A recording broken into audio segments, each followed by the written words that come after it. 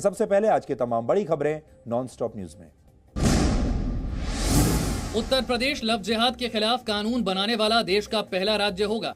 Yogi Adityanath cabinet ने आज विधि विरुद्ध धर्म संपरिवर्तन प्रतिषेध अध्यादेश 2020 को मंजूरी दे दी।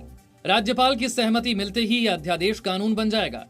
आने वाले समय में इससे जिस प्रकार की कानून व्यवस्था में लोग इसमें समस्याएं आ रही थी, वो सब समस्याएं इससे दूर होंगी। इस कानून के तहत धर्म परिवर्तन की नीयत से की गई शादी अवैध होगी। नए कानून के तहत यूपी में गैर कानूनी धर्म परिवर्तन गैर जमानती अपराध होगा। गैर कानूनी धर्म परिवर्तन पर 1 से 10 साल सजा, 15 से लेकर 50,000 तक जुर्माना संभव है। सामान्य वर्ग के शख्स का गैर कानूनी धर्म परिवर्तन पर 1 से 5 साल सजा। नाबालिग या फिर SC/ST महिला के मामले में 3 से लेकर 10 साल तक की सजा। गैर कानूनी सामूहिक धर्म परिवर्तन पर 3 से लेकर 10 साल तक सजा और 50,000 रुपए जुर्माना होगा। दूसरे धर्म में शादी के लिए 2 महीने का नोटिस जरूरी होगा। दूसरे धर्म में शादी करने पर DM की इजाजत लेनी होगी। लव जिहाद पर माननीय मंत्रिमंडल ने अपना निर्णय दिया है और प्रस्ताव को अभी कैबिनेट ने पास किया है। विधानसभा सत्र का इंतजार किए बिना अध्यादेश लाने पर विपक्ष ने सवाल उठाए हैं और इसे एक वर्ग विशेष के खिलाफ बताया है। तो अगर आपके सुझाव मिलेंगे। प्रधानमंत्री मोदी ने आज कोरोना पर सभी मुख्यमंत्रियों के साथ बैठक की। प्रधानमंत्री ने कहा कि कोरोना वैक्सीन पर काम आखिरी चरण में है। करीब करीब आखिरी दौर पर वैक्सीनेशन के काम पहुंचा है। भारत सरकार हर डेवलपमेंट पर बारीकी से नजर रखे हुए हैं। हम सबके संपर्क में भी हैं और अभी ये तय नहीं है कि वैक्सीन की 1 डोज होगी, 2 डोज होगी या 3 डोज होगी। बैठक में सभी मुख्यमंत्रियों ने अपने सुझाव रखे। प्रधानमंत्री ने कहा देश आपदा के समंदर से निकला है, लेकिन अभी और सतर्कता रखनी होगी। आपदा के गहरे समंदर से हम निकलकर हम किनारे की तरफ बढ़ रहे हैं। ऐसा न हो जाए कि हमारी किश्ती भी वहां डूबी जहां पानी कम था। बैठक में गृह मंत्री अमित शाह ने कहा यूरोप और अमेरिका में दोबारा मामले बढ़े हैं, हमें सावधान रहने की जरूरत है। सोशल डिस्टेंसिंग और मास्क जरूरी है। मुख्यमंत्रियों से चर्चा में प्रधानमंत्री ने आंकड़ों की बजाय तैयारियों पर जोर देने को कहा।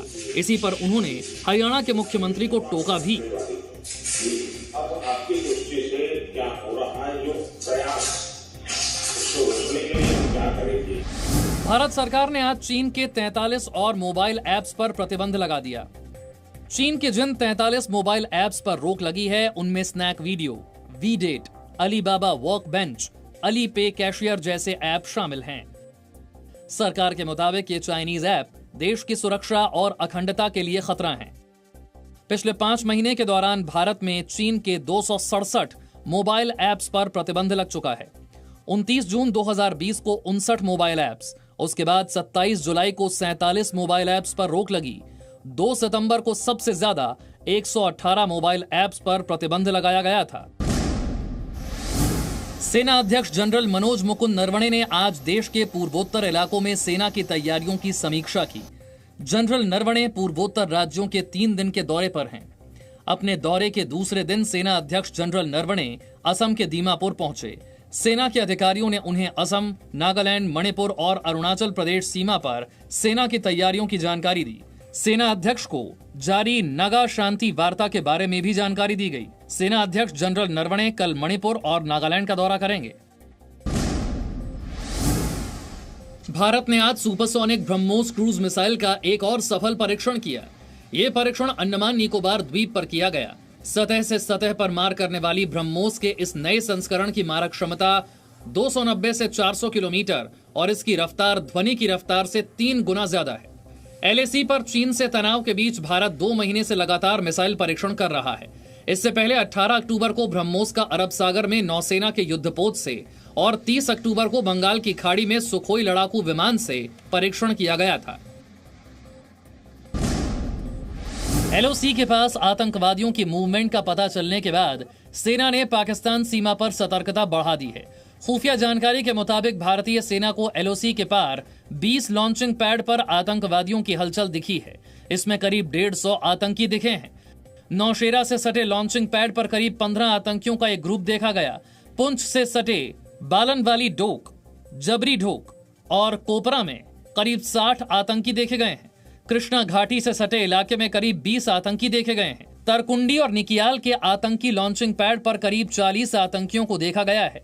अंदेशा है कि जम्मू कश्मीर में दिसंबर में होने वाले जिला परिषद और पंचायत चुनावों से पहले आतंकवादी बड़ी घुसपैठ की फिराक में हैं।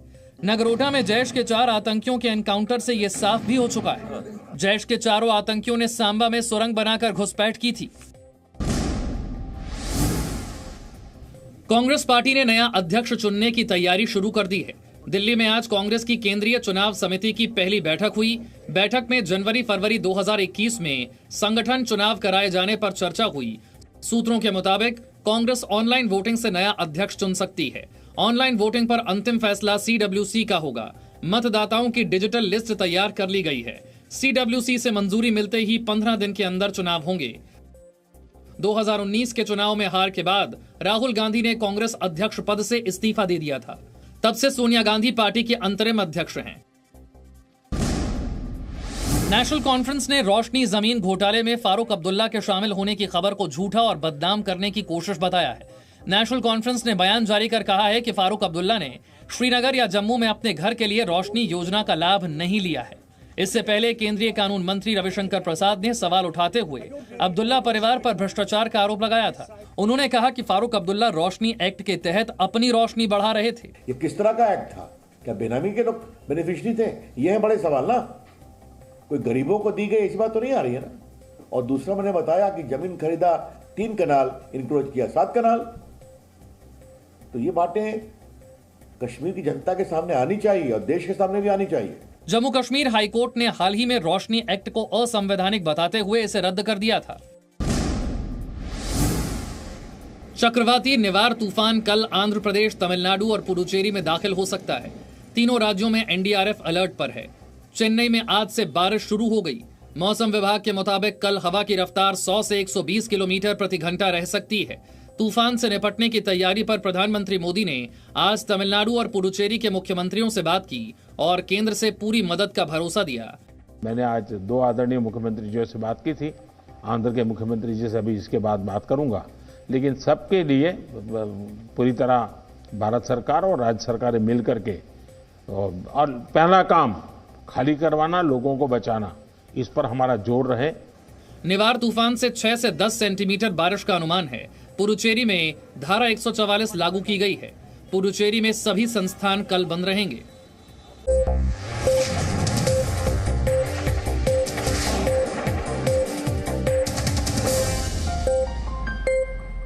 Presenting B News